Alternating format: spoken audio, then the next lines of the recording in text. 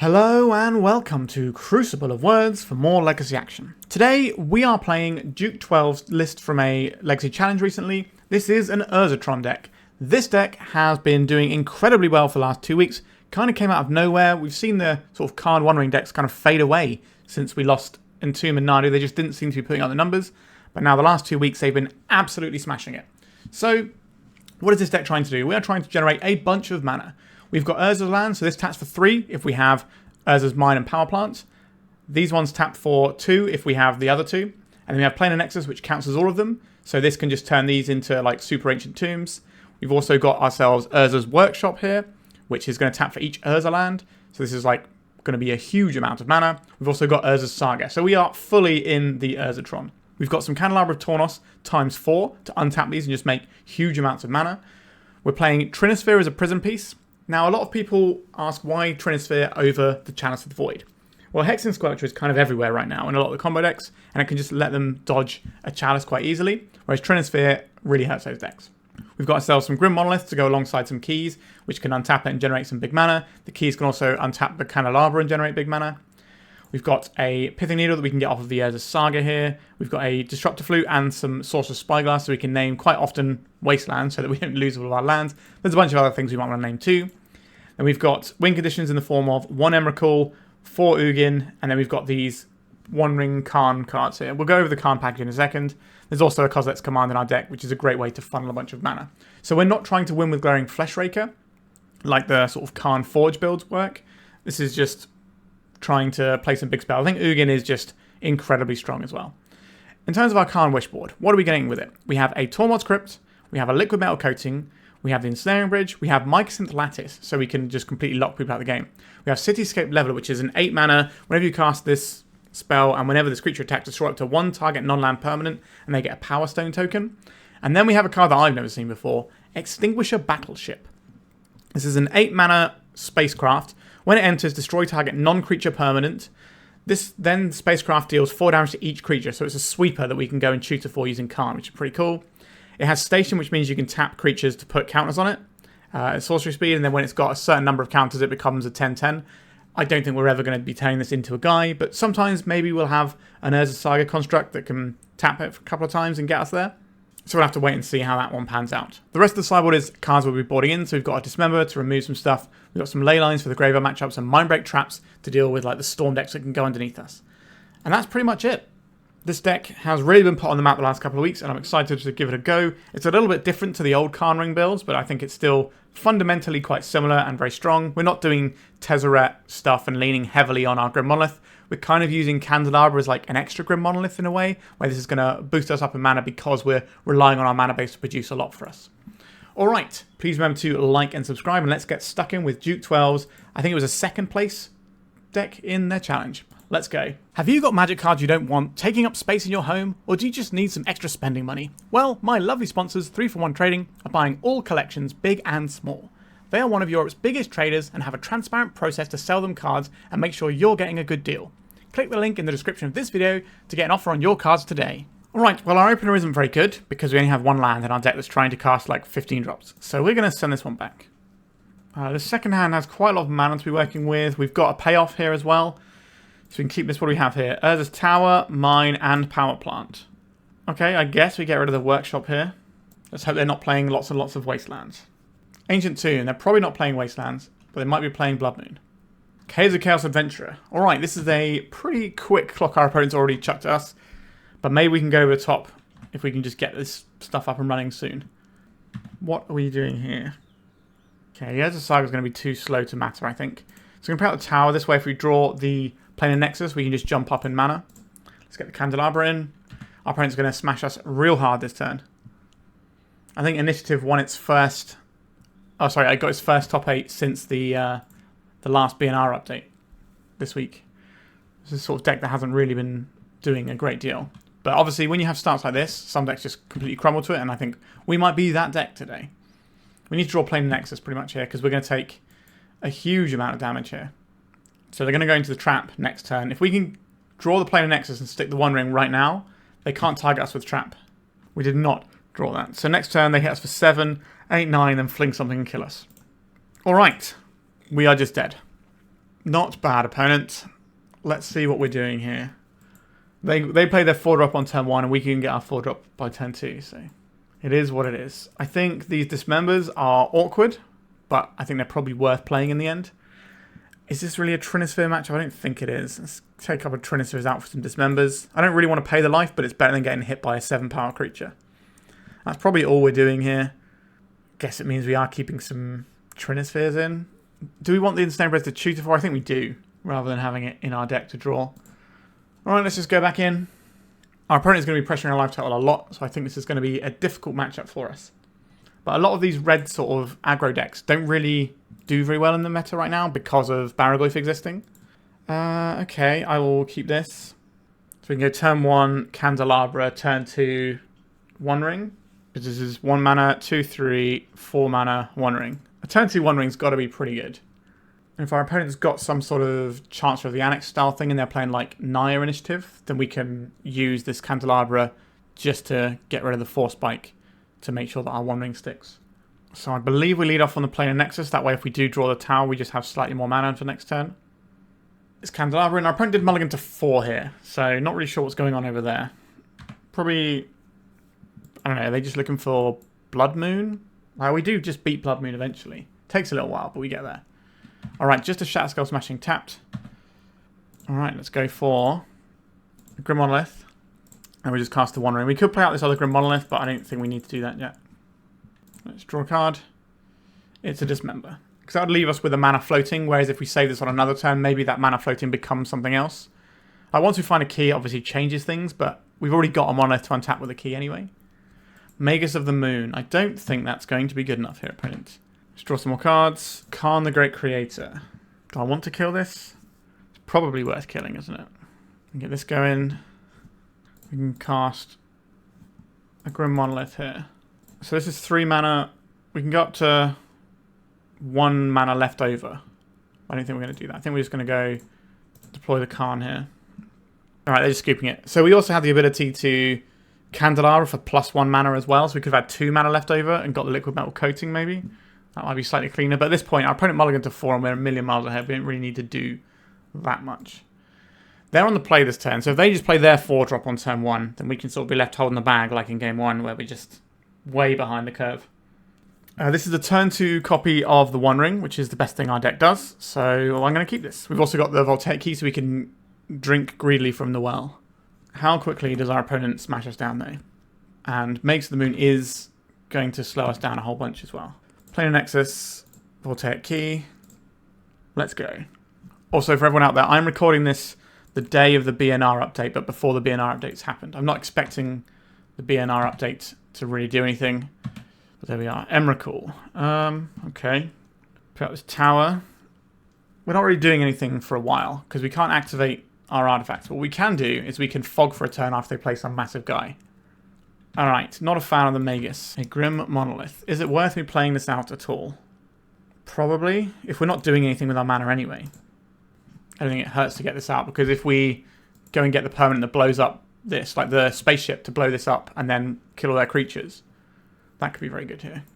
Caves of Chaos Adventurer. You got it. I'm going to be casting the 1 ring this turn and buying some time. If we can dismember this, how much mana do we have? 3, 4, 5, 6, 7, 8. So we're a ways off of this Emrakul. So we're going to have to tread water for a couple of turns. Now the 1 ring is very good at keeping us alive. We can start Karn activating on the 1 ring if we draw a Karn. Ooh, Ugin. That's certainly a place we can get to, isn't it? Let's just have a fog for a turn. So we need a little bit more mana. I think we can beat the Magus of the Moon or the Null Rod. Either of those I don't think is a problem. I think both of them, on the other hand, is a little bit sketchy for us. If we can hit this, we've got 3, 4, 5, 6, 7. Fury. They're just getting the guys in. Alright, we're going to have to be playing the 1 ring again, I think. This will also force them to trap themselves. What are we doing with Karn? Let's have a little view of our sideboard. We've got too many cards in hand for this Ensnaring Bridge to really work. We haven't really got the mana to cast either. We could play it and activate it on the 1 ring. How much damage are we taking then, though? Since we've got the 1 ring to block, we can block this. We can block this to stop 6 damage. But then we take 7, 8, 9, 10, 11, 12, 13, 14. That's just too many, isn't it? I think we're just going to turtle up behind the One Ring for another turn to dodge the trap. We're close though. We need 2 more mana and then we can deploy the Ugin, which blows up the Magus, unlocks everything else. Probably gains us life to keep us around for another turn, and then we can just start doing Karn things. Now, like, some of our artifacts aren't going to be very good at activating here. But that's not the biggest issue right now. Well, they had to trap themselves, and they're not playing any additional pressure to the board. They will be... Well, they might be playing pressure here. They're going to attack with this, because this has an ability of when you attack, you get the top card of your library for the turn. So it's worth trying to get that card draw going. They're going to use their mana or anything. They just revealed a Shatterskull Smash into this, so it's not actually going to be a thing that makes a great deal of difference here. How does Karn get us out of this? It maybe distracts our opponent enough for a turn. Fiery Confluence. I'm so glad they've done this before you go and get our Ensnaring Bridge. Big fan of that for us. And there's a Saga. 1, 2, 3, 4, 5, 6. So we're getting close. So do we get an Ensnaring Bridge right now and take the hit? Because this is going to be 6... 7, 8, 9, 10, 11, 12, 13, 14, 15. And then next time they go into the trap, we die. I think we are going to have an indestructible blocker. And then if we draw a land next turn, we can play the Ugin and start letting our opponent have a real bad time. Because we can Ugin into Ensnaring Bridge if they don't go after the Karn here, which gives us a lot more wiggle room. And then at some point, the Emrakul comes down and our opponent is sad. Chaos Adventurer. Oh, this is going to go into Throne of the Dead 3, but they look like they're mono red, so I don't think we're worried about like Solitude or anything here. Let's have a little peek at what they've got. Did they just fully miss? They did just fully miss, right? Okay, I'll take that. That's something at least. We didn't want to see like a broadside Bombardiers here. That would probably be game over. So now, if they attack, they lose something. If they don't attack into the Karn, they risk Ensnaring Bridge. If they do attack into the Karn, that gives us potentially more time. And another blocker to do stuff with next turn. They can't attack with the Magus here, because we can just potentially kill that. So they're both coming at Karn. And they revealed a Caves of Chaos Adventurer they can't cast. Right, we get to take a free lunch on this Fury. We do lose the Karn here. But if we draw a land and just deploy this Ugin, our opponent is in a lot of trouble. We drew the land. 1, 2, 3, 4, 5, 6, 7. I'm going to exile... I think I... Do I want to just exile this Caves of Chaos Adventurer?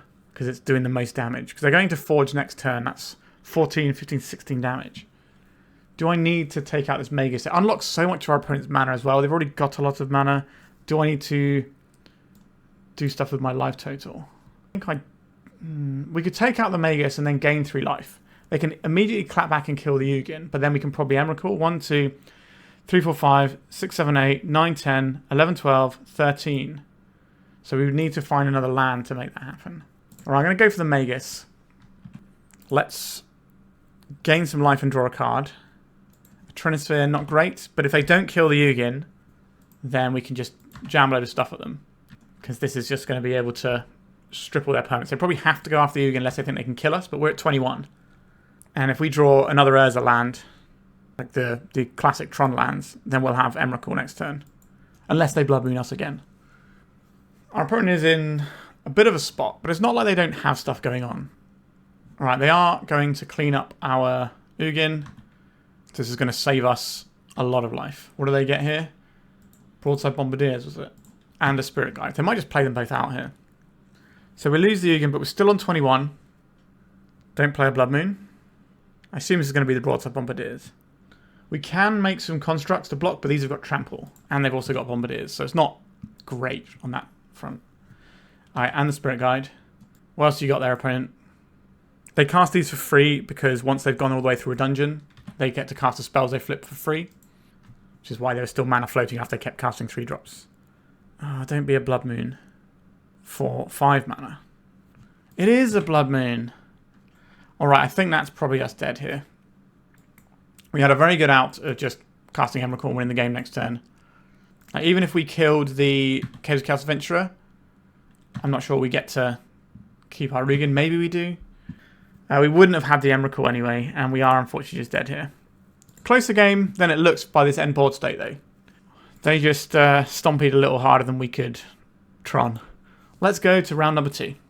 We don't have Tron. We're quite a ways from it, but we do have the ability to do some Kozilek's commanding quite early doors. I'm going to keep this one and see how it goes. I've not really played the Tron deck before, so I'm not entirely sure how likely we are to get something that pops these off. But we've got, like, what, 8 cards that just turn these into huge mana things. And we've got the ramp, so we could play something good early on. We've got multiple towers, so I'm going to lead off on the tower, because then when it's wastelanded, it still isn't going to impact our Tron. I was thinking about that last game. Maybe if we're supposed to get the Ensnaring Bridge off of the Karn instead of animating our One Ring. Just something I'm still thinking about. It's good to dwell on things for ages. What do we draw here? The Wasteland took out one of our lands. Oh, look at that, we found Tron. I'm going to play out this power plant. Because if they've got another Wasteland, I'd rather lose one of the ones that only produces 2 for if we find a Planar Nexus. They just keep a 1-land Wasteland and nothing else. For the same reasons as last turn. So this gives us 3 mana. Oh wow, we're just getting a Force of Will off of this. Pitching a Tamiyo. You got it, opponent. Are you ready for the Haymaker train? Because that's very much the ride we're on right now. Alright, so next turn we just play Karn and get Liquimetal Coating. If they have a land, we stop it. The turn after, they get Lattice Locked. Alright, I don't know what deck our opponent's playing, but we know it's got Wastelands, Tamiyo, Force of Will. That suggests to me we're looking at some kind of blue-black tempo deck, but it could still be like Tempo Doomsday as well. Do I want any of these tools? Dismember for Orcish Bowmasters is not completely uninteresting to me. I think we might just run it back though. We just got a high density of Haymakers here, and then we can sort of turtle up behind various bits and pieces. They're not a high pressure deck if they're running Tamiyo. If they were running like Moon Shadow, Super Shredder stuff, then yeah, they could be really high pressure. But I think we are going to be the beatdown here, so we just need to keep assembling stuff that they have to react to until they can't, and whatever we have left wins the game. Let's mulligan. I guess we keep this. I think we probably have to do away with the Ugin for now. So what are we looking for? Probably something to go with Planar Nexus would be nice. Disruptor Flute. You got it. I guess we play the Workshop first, because I'd rather this be wastelanded than our other lands for now. Right, Voltaic Key. Next turn we can go Nexus, Grim Monolith, tap for 3, untap it, tap for another 3. And then we got 5 mana, so that gives us the One Ring, or we can Disruptor Flute and Sorcerous Spyglass just to protect us from wastelands, which is one of the things I'm most worried about our opponent having access to. Ponder, sure. And also, the Sorcerous Spyglass gives us a peek at their hand, so we can work out if we're going to be in trouble from counter spells before like jamming our One Ring, and maybe we can test the counter spells or other things. They might go after the Monolith like they did last game. Just see what our opponent wants to do here. A Grim Monolith. This is probably a good target for Daze. They quite likely boarded out some Dazes. This is a lot of mana, opponent. Do you want to interact with it, or are you going after the payoff? This is the decision you have to make. Let's untap our Grim Monolith. Let's cast a Sorcerous Spyglass. Consigned to memory? It is a consigned to memory. I'm going to put out this Disruptor Flute then. I'm going to name Wasteland. Don't want any part of that. Dark Ritual. So they are a Doomsday deck. Okay, this is a deck that can race what we're doing. Are we dead this turn? If they've got a Brainstorm, we are. Or if they've got any sort of cantrip effect, we die this turn.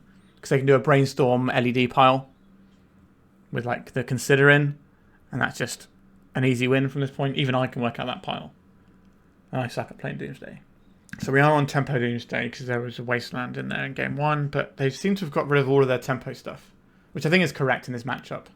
They are just fully on the Doomsday line. With just Tamiyos.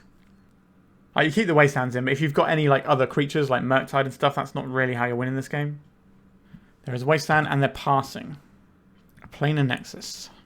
So untap this Grim Monolith. Tap this for some mana. This is tapping for 2 right now if we wanted to. We can make it tap for 3 by playing this one out. If we do it this way, we could potentially find more mana off this One Ring, although that's not really what I want to be happening. I would like to find like another Disruptor Flute or something. Another copy of the One Ring. Not really what we wanted. Our opponent just kills us right now. There's no point trying to protect ourselves, because that's not how Doomsday wins. It says, I win the game when they get the Thassa's Oracle back. But now we know that our Disruptor Flutes have to do double duty. They're not just going after Wastelands. They also need to stop them from comboing us. We should just be dead here to any old pile. Like, our opponent passed a turn once. You never have to pass a turn twice if you know what you're doing with Doomsday, unless you've got like a really control-y pile trying to work through a lot of other stuff. Right, here's the Lion's Eye Diamond. They're going to brainstorm here. They're going to put any sort of cantrip in their hand, like a Street Wraith or an Age of Autumn. Then they're going to crack that, and then in response to it, the draw on it, they'll crack the Lion's Eye Diamonds. They've got the mana to go consider, mill over one of the cards, then find like another cycler. The other cycler goes ahead into the Thassa's Oracle, and they win the game. They don't even have to do that last step because we're not really showing anything here. They've spent a lot of time pausing on this brainstorm though. They messed up their pile. It's easily done. The deck is hard. Right, so they're doing consider and all this sort of jazz, exactly like I said they would. And here comes the Thassa's Oracle. They win the game. Okay, we get to be on the play for game 3, which is certainly something that I'm pleased to be. But this does feel like one of the matchups again that can go underneath us, which is one of the problems. Mindbreak Trap sometimes does stuff against Doomsday, but quite often doesn't. It would have beaten that sort of pile our opponent was doing. Is it as good as Trinisphere? Very much no. Trinisphere is great here. How do I feel about Kozilek's Command? Could we turn these into some Mindbreak Traps, maybe? Is that what I want to do? This is kind of a payoff, though, that our opponent has to respect. I don't think we're sideboarding. No, I don't think we are. I think we just go back in again. The Karn can slow down some of their faster piles by shutting off LED and potentially Lotus Petal. But we're not going to beat a Doomsday deck that goes off in the first, like, 2 turns. We are a deck that kind of needs to have like 4 turns of magic being played. But we do have just Haymaker after Haymaker, so we should be good into like the fairer decks, like the blue-black tempo, which is obviously the most played deck. What does this hand do? Doesn't produce a lot of mana. No, we need to amalgam something stronger and quicker. I like the Trinisphere a lot. We have the ability to play it on turn 2. Let's keep this. Actually, I'm quite tempted to put back this Ugin and keep double Trinisphere. Let's go for the Candelabra. Don't really want to get wastelanded. But we can play around a daze, right? Because we can go play this, add 3 mana, untap one of the lands to produce extra mana. And that's not too shabby. Let's just go for this. Get this Trinisphere around a daze. How do you feel about Trinisphere, opponent? You surely have to react to this. This is going to be very difficult for you to combo. So we should get a nice 2-for-1 here off of a Force of Will, which then frees us up to play the second Trinisphere. Oh, is this a brainstorm I'm in trouble mode? That's good news for us. They might already have the Force and they're just trying to find some better cards, or having the most amount of information before they decide what they pitch. Or this could just stick and they're in massive trouble. Alright. They're pitching a second Force of Will. How do they feel about second Trinisphere? Wasteland.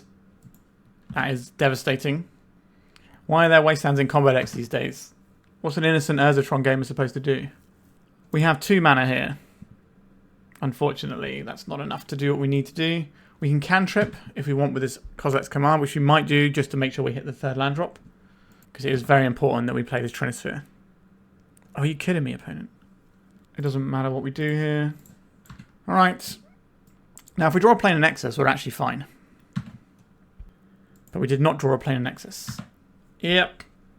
I think the combo deck that goes underneath us that also has Wastelands is probably going to be a difficult matchup for us. Like, it's got counter spells, Wastelands, and a combo that's quicker than ours. Yikes. Why couldn't they have been blue-black tempo? I think we would probably have a great time into blue-black tempo compared to this, at least. Because I just don't like being under the threat of our opponent gets to win the game at any moment.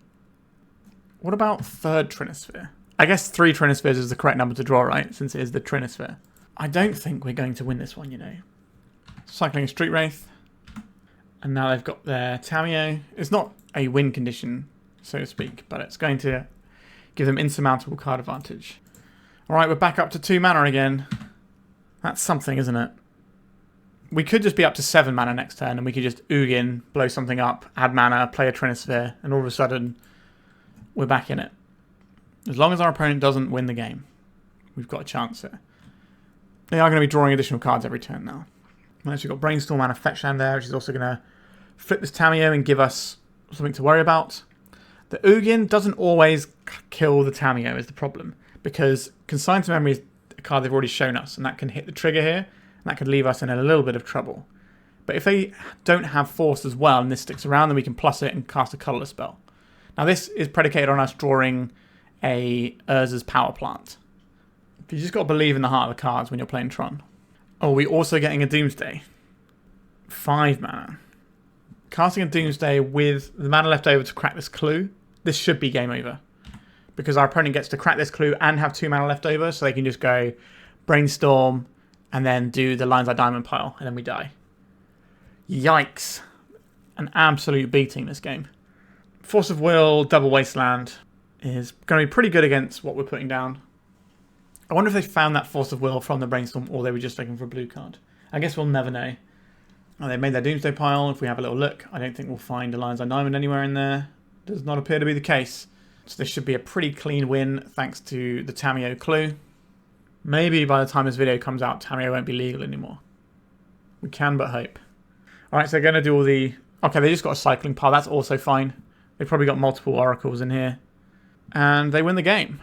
And that is the end of that match. We are currently 0-2 with this Tron deck. But I feel we're kind of getting some awkward matchups that are very good at going underneath us. And have significant tools to deal with us. Like Mages of the Moon plus Null Rod. We could have beaten either one. This where they had Double Wasteland and the Force of Will. As well as I win the game button. So a little bit tough for what we're trying to do. But I think we're going to be very good if we can actually find any of the fair decks anywhere.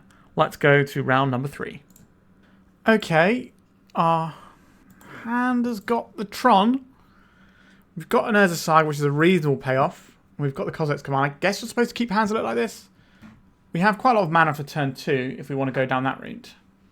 An island. Are we playing fair islands or unfair islands, opponent? A Trinisphere.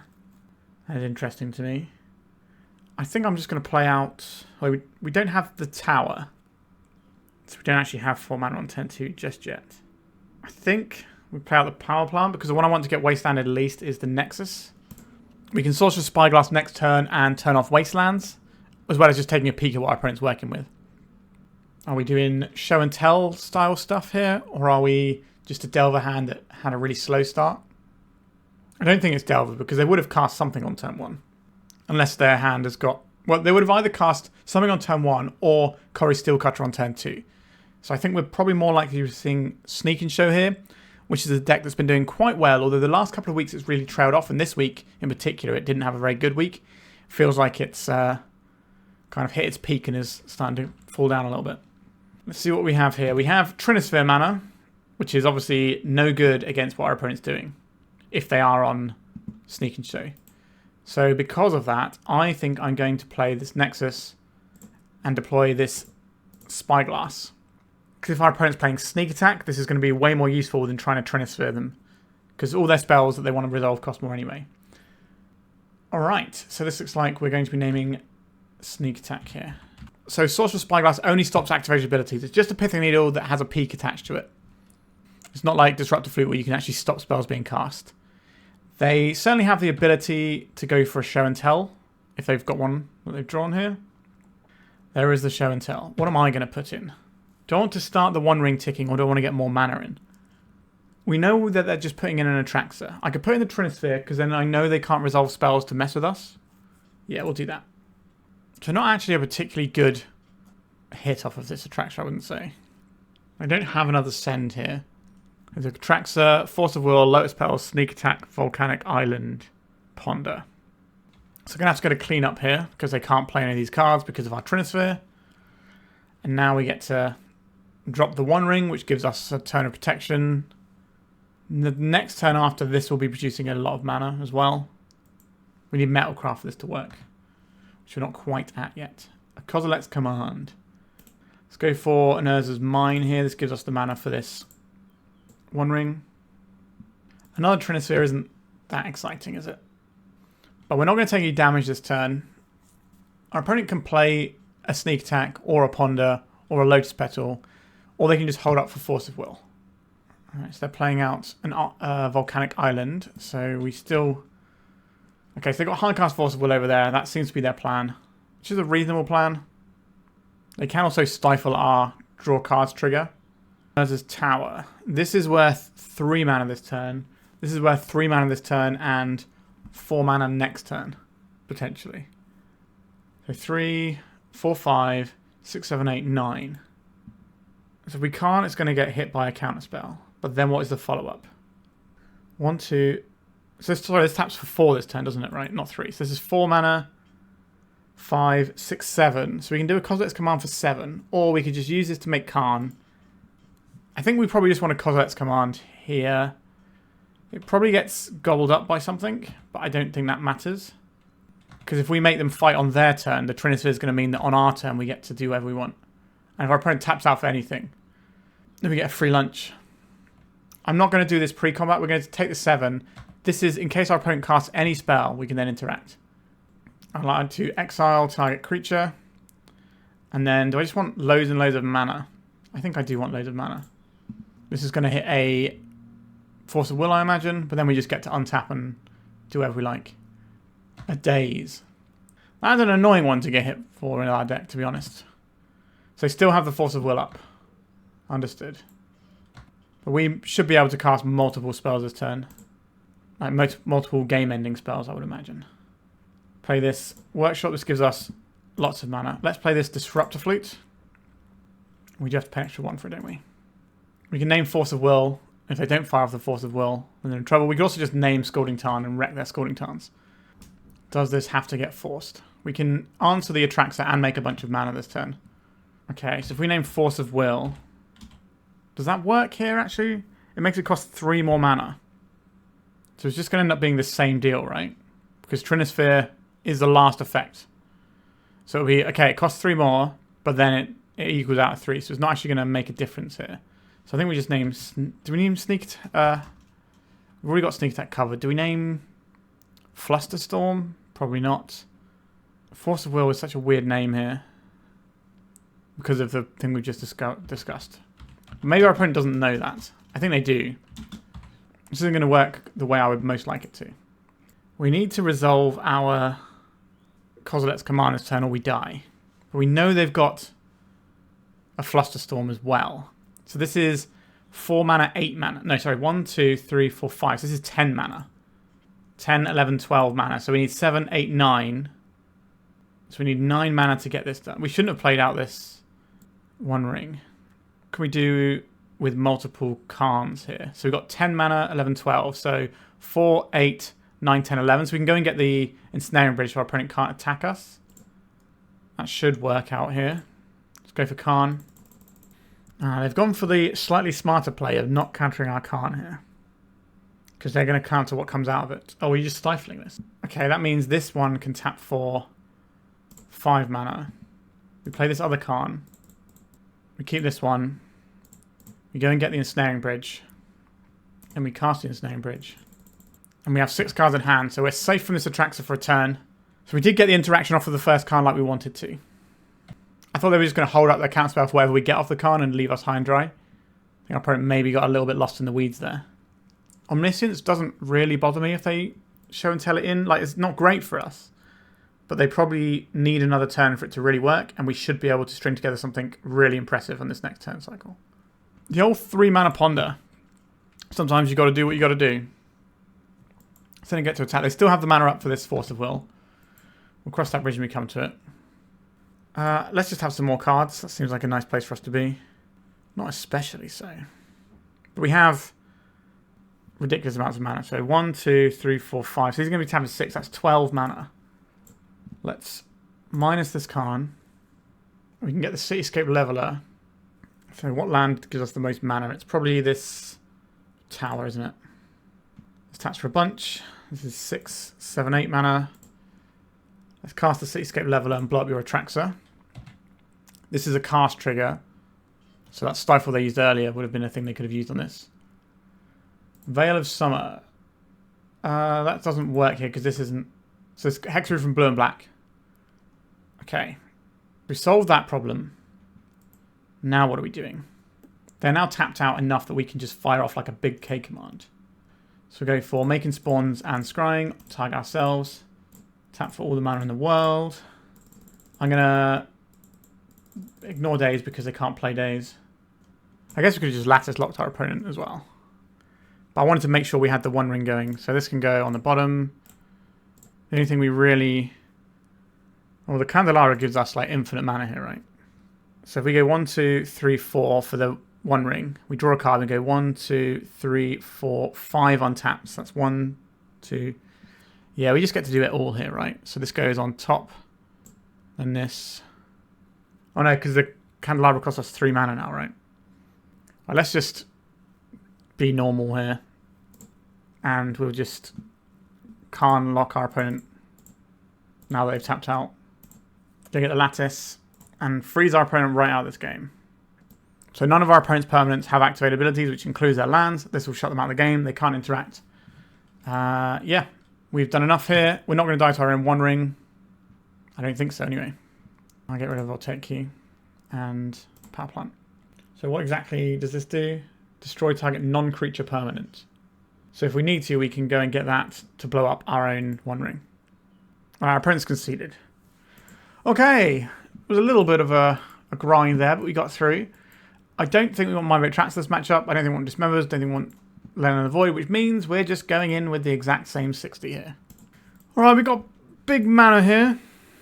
And we have a payoff that can obviously get things like Ensnaring Bridge. And we've also got a second payoff that's not exactly a payoff. It's a good way to spend your mana and probably ends up leading to an actual payoff. That seems reasonable to me. They show and tell early. I guess we get a Grim Monolith in and get a little jump on mana. But we'll probably just lose if they show and tell early. But we'll see. We've got a lot of tools that just overwhelm what our opponent's doing.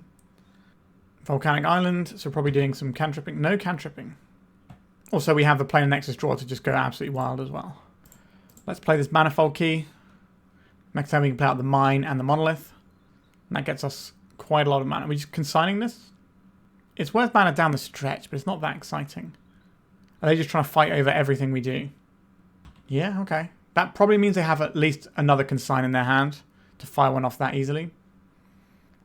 But I think the temptation there is to just try and hit the second half of whatever Manifold Key is doing.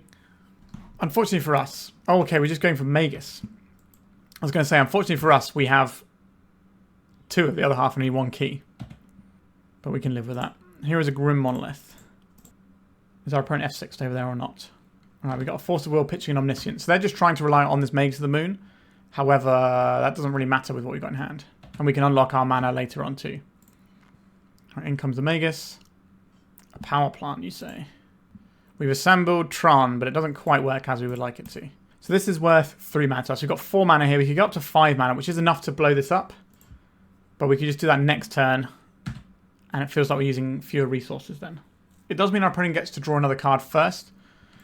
And it stops us from being unlocked this turn. Maybe we are just supposed to go for it. I still want to play into... I guess we can't play into Days, right? Because I don't have any blue mana. Okay, another tower here. So 1, 2, 3, 4, 5. We exile target creature, and do I want spawns or do I want cards? Probably cards here. Oh, I hit the wrong thing here, haven't I? So we want to exile target creature and draw cards. Candelabra of Tawnos is pretty good. Planar Nexus also isn't really necessary right now, so I guess we put that on the bottom. This is 6 mana, potentially 7 mana. But if we play this Candelabra of Tawnos, we can really pop off. So if we draw the Candelabra, yeah, okay. We need the One Ring first, right? So this is 4 mana, 1 for the Candelabra, 2 to untap 2 lands. That gives me 6 mana back to then keep going. So put this on top and then this on top. Put this Grim Monolith down. Get this One Ring down. Doesn't feel like our opponent's got very much here. Play this Candelabra. Untap these 2 towers. Play this Karn. Minus the Karn. Go and get a... probably the Liquimetal Coating here. We have the mana to cast it as well. This shuts our opponent off of mana. And we pass a turn. Are we taking them off of one of their volcanic islands, or are we taking them off of their City of Traitors? If we take them off the City of Traitors, they definitely can't show and tell us. Unless they have a land, but then they'd have to have land, show and tell, and Omniscience, which is like an exact 3 card. I think we just can turn this into an artifact and shut it off, because the static ability of Karn is Null Rod. And then from next turn, they're losing a land every turn, whilst we're also doing other stuff. Like we could also just Lattice Lock them next turn. Thundering Falls, 2 cards in our opponent's hand. How do you beat all of our nonsense, opponent? Alright, they are scooping up the match, and that was a very decisive victory on our part there. Let's go to round number 4. I don't particularly like this opener. I think we're going to have to mulligan looking for additional lands. Well, we've got additional lands, that's for sure. I guess we keep this one. So we've got Tron. We've also got Trinisphere.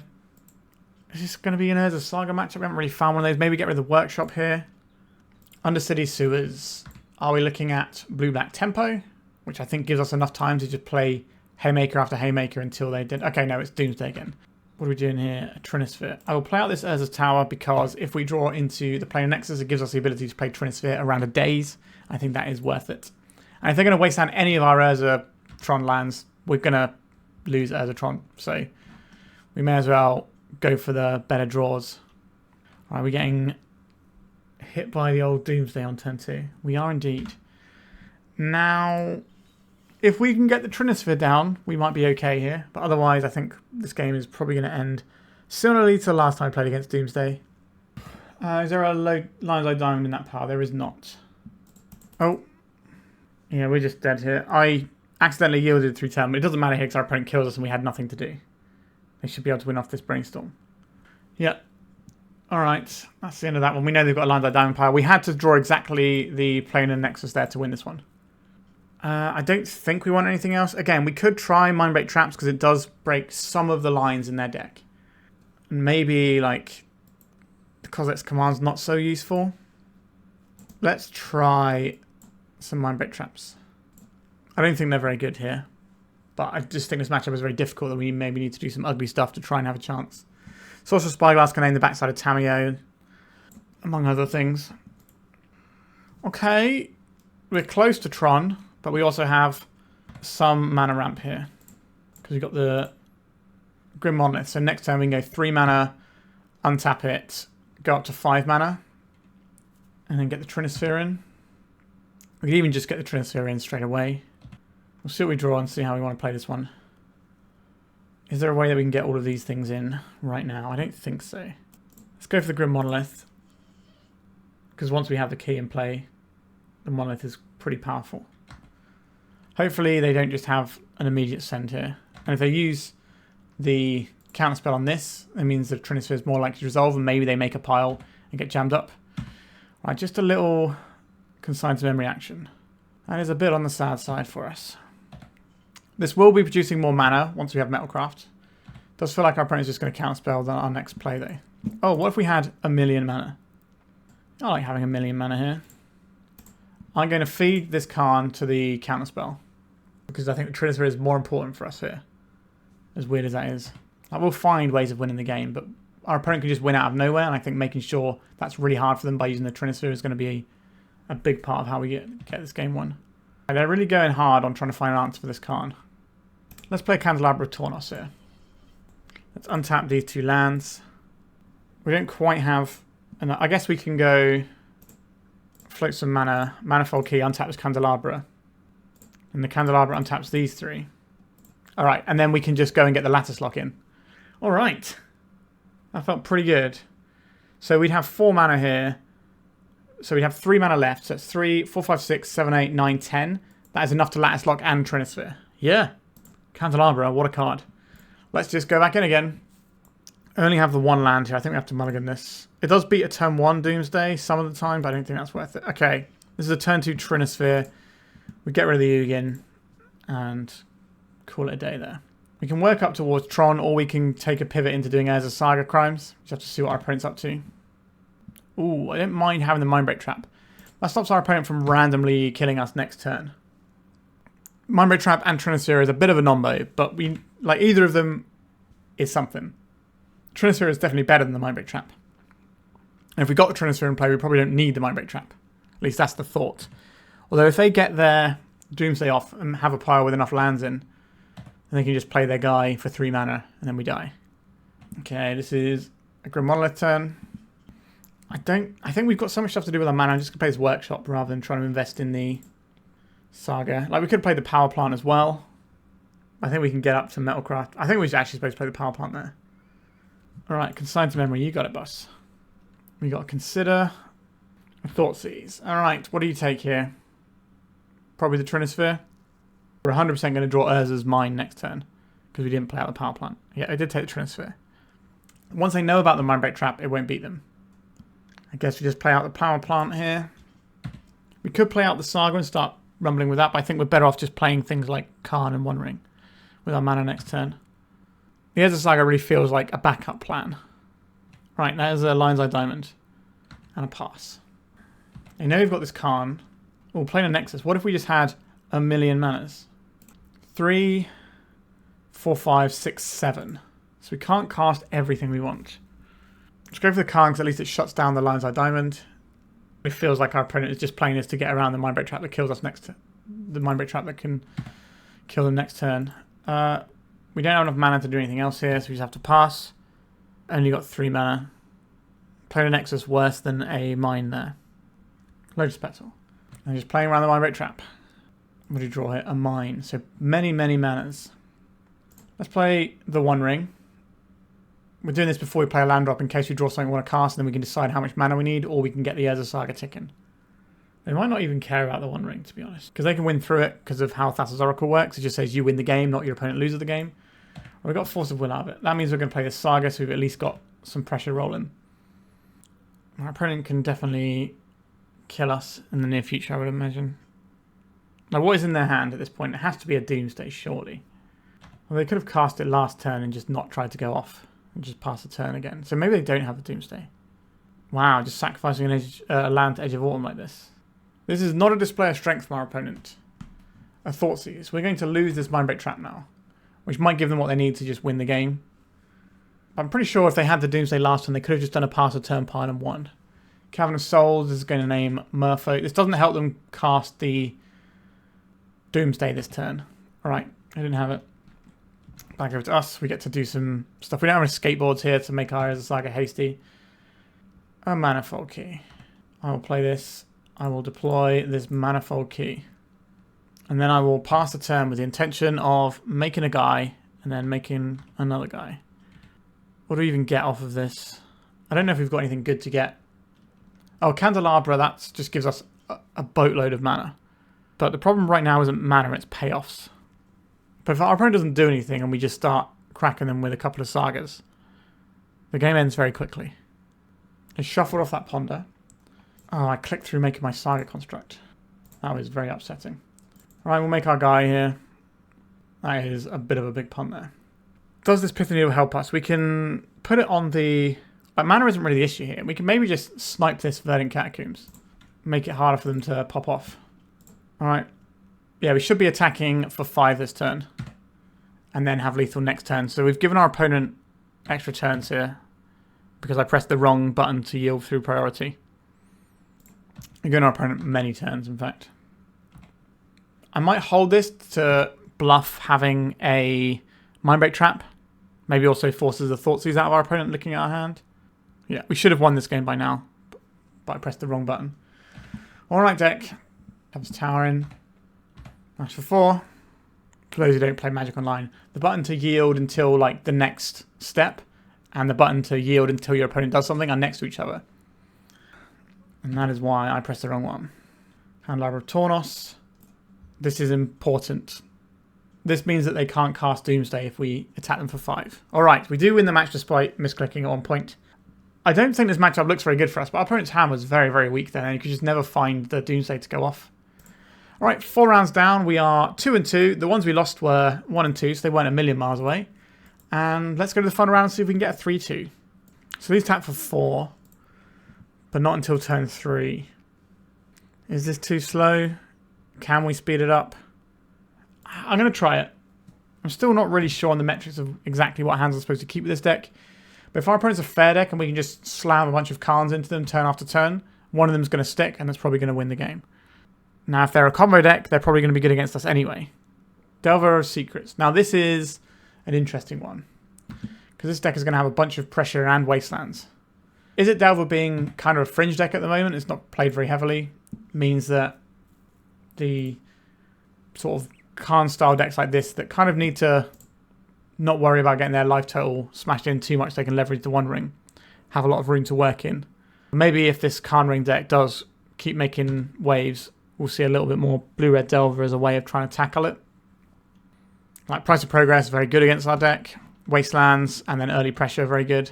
Okay, we got the aggressive flipping of the Delver. I like that. As soon as our opponents see what matchup we are, they know that they need to be trying to apply pressure, because if they give us enough time, we just do our thing that goes over the top of everything. So I like this brainstorm from our opponent to flip the Delver.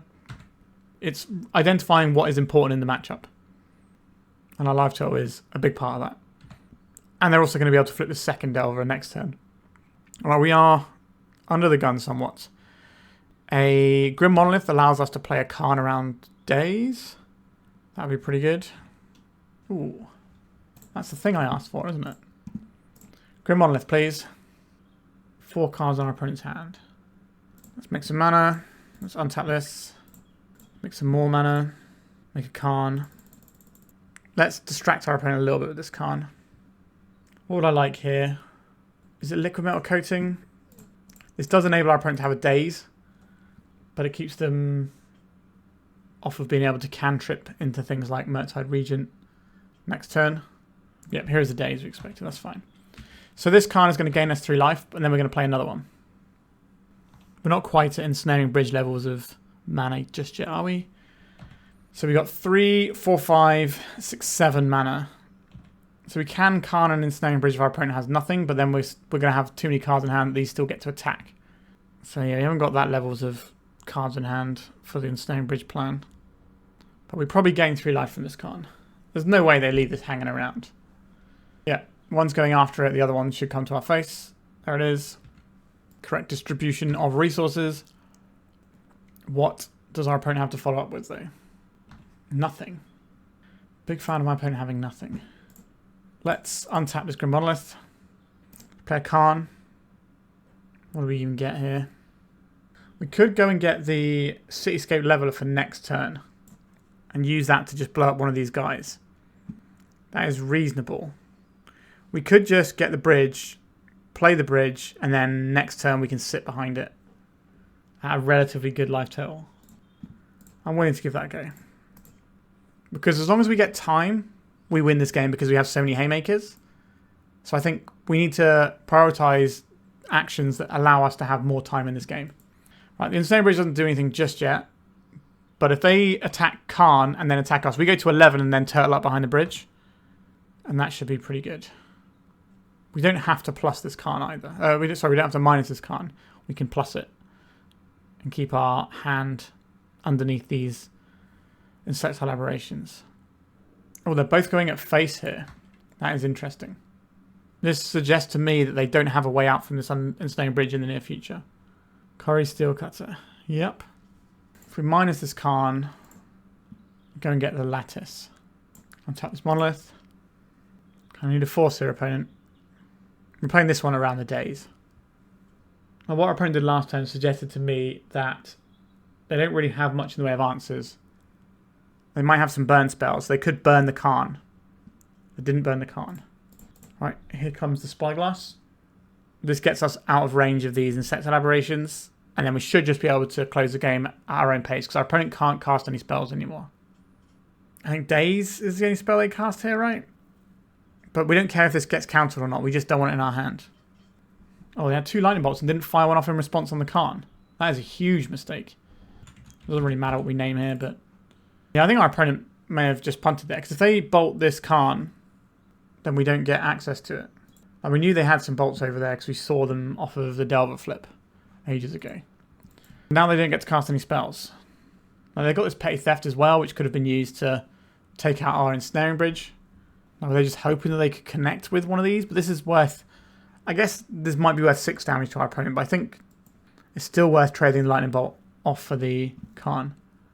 The way our opponent wins this one is if we, for some reason, can't get spells out of our hand for 2 turns in a row.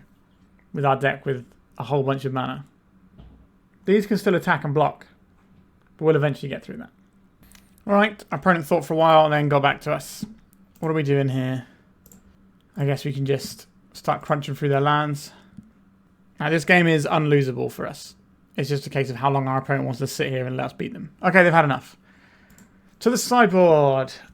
I believe the only options we can really consider here are these. Now, Leyline in the Void isn't really going to help us against things like Corey Steelcutter, so I'm not really into that. There are definitely some aggressive builds with like Moonshadow and stuff that are worth bringing in the Leyline, but this isn't it. Dismember is probably going to end up saving us life in the long run, so I think that's worth it. We need the stuff to stop the wastelands, so that makes sense. We need all of our big payoffs. Do we need Emrakul? It's sometimes a nice place for us to be, isn't it? Ugin is a really nice way of closing the game. Maybe it's just a couple of these, but these can also answer creatures as well. But let's try it like this, because these are just cheaper. So by the time we get to Kozilek's command, we might have already taken 6 damage anyway from a Delver. Okay. A weird one. Kind of wish one of these was the key. I'm willing to keep this one. We've got 8 draws that gives us a huge amount of mana. We've got enough artifacts that even the otherwise one is fine. Okay, I'm going to keep this. I'm not confident about this one. Our opponent's going to be prioritizing Wastelands anyway. So it's going to be hard to keep a hand and know it's going to work, sort of thing. Alright, let's get the tower and a Candelabra in. Next turn we can play Monolith. I don't know if we need to start grinding Saga value. Depends what our opponent wants to do. Are we going for another aggressive Brainstorm to flip? Again, they've identified that this matchup is about them getting over the finish line before we get set up. Okay, so have another Brainstorm ready to go. In comes a Delver. That puts us down to 17, but that's not a Wasteland, which is good news. Are they going to tap out of a potential Consign to Memory here? You can see a Dragon's Rage Channeler. We are indeed. So they can attack us for 3. They've got 2 different types. We know they've got another Brainstorm, which can maybe flip another card into the bin as well. I don't think we have the space to not be casting this Grim Monolith. Daze is good here. Force of Will is good here. Force of Negation is good here. None of those things happened. Interesting. Am I going to... I don't need to Kozilek's command right now, do I? We can just hold up, and then if they try and like melt us down or anything, we can then K command and get rid of like the Insect Elaboration or the Dragon's Rage Channeler. Preordain. This is going to be a sorcery. Yep. We kind of need this Grim Monolith to cast our Karns, though. I guess we do get a slight refund on the mana because we can just get a little spawn token. Right, they've found a creature as well, so they're going to be attacking us for 6 this turn and putting us to 11. Does that mean we're supposed to Kozilek's command here? If we Kozilek's command here, we don't get to play anything on our next turn. But we take 6 and then 6 again the following turn. To kind of commit ourselves to going to 6 or 5 even if we don't hit this. That is a little scary. We could just believe in the heart of the cards, couldn't we? That we just got one of our 8 lands that make these pop off on top. I think we just need to buy time. Like I said in a previous game, it's about making time work here. So I would like to... I think I want to spawn here, because then we can still cast a Karn if everything goes to plan. How is this for your opponent? Right, they do have a Force of Will. Let's draw a Urza's Power Plant and get our natural Tron going on turn 3. They kept the card on top with the Dragon's Rage Channeler, which doesn't fill me with a great amount of joy either. They should be able to put us away here, I would suspect. And that's what game 3 is going to be for. Oh, okay, the thing I wanted. So now we're going to have a lot of mana. Let's play another Candelabra of Tawnos. We can play our entire hand this turn. We got through the Force last turn, so maybe they don't have one now. Let's cast Karn. Go sit behind our little bridge. A Force pitching Brainstorm. You got it. Let's get this Karn in. I think we do have to get the Ensnaring Bridge. I am a little bit worried about getting Meltdown, but we'll still be behind the bridge. It's not the end of the world. Just a classic Ensnaring Bridge right there. Now, we do know they're running things like Brazen Borrower in their deck. There's not in the realms of possibility they can get through this. We don't have 4 mana to untap this, do we? We only have the 1 here, so we'll just pass it over. So that 2 mana float off. We maybe could have tapped in a way that left up slightly more mana or whatever, but that's not really what matters here. Meltdown for 2 can sweep these 3 artifacts, but leaves us with the Karn and the bridge. They've got 1 card in hand. Is it the Brainstorm that we saw earlier they revealed? It might be. If I minus this Karn, what happens? Do we just try and lattice lock our opponent again? It doesn't seem like a bad thing to do, does it? Do you have a lightning bolt right now for this Karn? They have to Brainstorm into it, right? I'm pretty sure they still have this Brainstorm. If they cast the first one to trigger the Delver, then this is the card they revealed. They should Brainstorm looking for an answer here. Kind of surprised they didn't Brainstorm on their turn. Oh, they just don't want to play anymore, I guess. Alright, they scooped it up, and that is the end of the match. I think our opponent made a mistake in the first game here, but let's look at our score. So we finished 3-2, and in terms of games, it was 8-5, so pretty reasonable. The two of the rounds we lost were, 1-2s. They could have gone the other way. We lost to the Doomsday, but then we got lucky against Doomsday and beat them, so we kind of managed to even that one out a little bit. Yeah, let's talk about this list. I think this deck looks pretty solid. It's put up a lot of results. Well, Karn Forged decks. I am kind of including this one and the build that runs Painter and Tezzeret as being very, very similar in terms of what they do. Like the core of both of these decks is Urza's Tower, Planar Nexus, Keys plus Grim Monolith into Karn, the One Ring, and also some number of Eye of Ugin and Kozilek's Command. So there are two slightly different versions of this deck, but they both play out relatively similarly. The Painter one has like a combo switch where you can just say, okay, this just kills you straight away. This one is a little bit different. And there are some builds that are running Ancient Tombs, so they're trimming on some of these secondary Urza lands in favour of Ancient Tombs. And I've also seen a build without Urza's Workshop. If we look at the data for the last 6 weeks and we go down to Karn Ring, we can see that it's been doing really, really well. But you have to caveat these numbers a little bit. So for quite a while, this deck basically wasn't being played because it was no good. So it has a very low play rate. But the last couple of weeks, its play rate has spiked massively. But the play rate for 6 weeks rolling hasn't quite caught up yet. So when it is going to even out a little bit more, and it's not going to be a 2.37, it's just had 2 weeks where it's basically got like 14 top 8s in 2 weeks and done really, really well for itself. In terms of these numbers, I'm not going to go over them anymore because by the time this video comes out, we would have had a BNR update, and maybe Wizards of the Coast would have actually done something about Oopsal spells being 6.6% of the meta, but the most event wins, and having a 1.37 overrep. And Blue-Black Tempo as well being 1.43 overrep. For the record, Blue-Black Reanimator, when it got Entomb banned, was a 1.47 overrep. So it's 0.07 worse than Blue-Black Reanimator was at the same sort of point in a banner-restricted update cycle. Make of that what you will. I suspect by the time this video comes out, we'll all be disappointed. Anyway, this Urzatron deck was pretty cool. It was nice to draw some Tron stuff, and it's quite fun having a deck where you do just say, okay, well, I've got some draws in my deck that all of a sudden I go from like 3 mana to like 10 mana and just have all the resources available. And that feels quite cool. I think this might be better than something like a Cloud Post deck, although I have seen a few people running sort of Cloud Post decks that look quite similar in a lot of things they have, but they tend to sort of try and stretch into other colours. And I think just being colourless is a fine place to be. You could run a white spell as a removal spell in the sideboard that you can fetch, like the Perilous Snare type cards. So you can fetch it with Karn if you happen to have enough mana and a Planar Nexus. That's just not a bad option to have available sometimes, but it's also not such a big deal. Yeah, the deck seemed good. I really like the Trinisphere as a prison piece. It seems very well equipped to what the format's about right now with Hex and Squelchers running around. Chalices just don't seem to cut it. And we also kind of want to play some of our 1-drops anyway, so this just makes a lot of sense. All right, I hope you enjoyed this one. Please remember to like and subscribe, and goodbye. If you'd like to support me in the channel, please check out my Patreon.